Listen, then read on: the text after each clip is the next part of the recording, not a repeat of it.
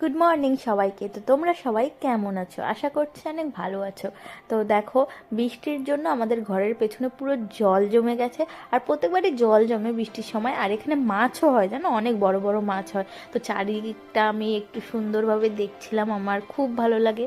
তারপরে চলে যাব একটু চা খেতে। তো চা আর বিস্কিট খেয়ে নিচ্ছি। যেহেতু কয়েকদিন ধরেই বৃষ্টি হচ্ছে, তাই জন্য অনেকটাই ঠান্ডা পড়ে গেছে। দেখো, আমি চাদর গায়ে দিয়ে আছি। তারপরে চলে এলাম রান্না করতে। তো এখানে পাট শাক একটু ভাজা করব, আর ভেন্ডি সেদ্ধ করব সকালে খাওয়ার জন্য। মামাম কি করছে দেখো, এদিকে নিম পাতা এনেছে আমার শাশুড়ি। আসলে আমার ভাসুরের হাম হয়েছে, তো সেই জন্য আজকে 7 দিন স্নান করাবে। নিম পাতা হলুদ বেটে, আর আমার মাম্মাম সেটা দেখে নিম পাতা বাটতে শুরু করে দিয়েছে। আর তার দাদাকেও দেখো মনে হচ্ছে ভূত জ্বালিয়ে দিচ্ছে।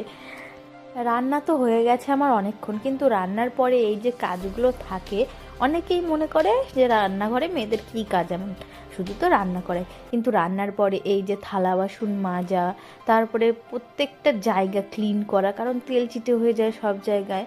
তো গ্যাস ক্লিন করা, ফ্লোর ক্লিন করা, কত কিছু করতে হয়, সেগুলো যে করে রান্না সেই শুধুমাত্র বোঝে। আসলে কি বলো তো, মানুষ তো শুধু উপরটাই দেখে, তাই না? ভেতরটা তো আর দেখতে যায় না কে কি করছে। এদিকে এই যে আমি গ্যাসটা ক্লিন করে নিচ্ছি, ভালো করে একটু সাবান দিয়ে আর স্কচব্রাইট দিয়ে ঘষে নিচ্ছি। জানো তো, তেল চিটে ভাব না হলে যেতেই চায় না একটু সাবান না দিলে। আসলে মেয়েদেরই যত জ্বালা, যতই কিছু করো না কেন, মানে নিজের স্বামী হোক বা অন্য কেউ বলবেই যে কী এমন কাজ করো। আরে ভাই, কী এমন কাজ থাকে সংসারে, সেটা যে সংসার করে, সংসার গোছায়, একমাত্র সেই জানে। সংসার করা মানে শুধু রান্না বান্নাই করা না, প্রত্যেকের মন মতো রান্না করা, গোছানো, ঘর গোছানো, তারপরে এই যে এইসব ক্লিন করা, থালা বাসন ধোয়া, সবজি কাটা, মানে কত কাজ থাকে, ঘর বাড়ি পরিষ্কার করা। তো আমার সব কাজ কমপ্লিট হয়ে গেছে। কালকে ধুয়ে রাখা জামা কাপড়গুলো এক এক করে ভাঁজ করছি।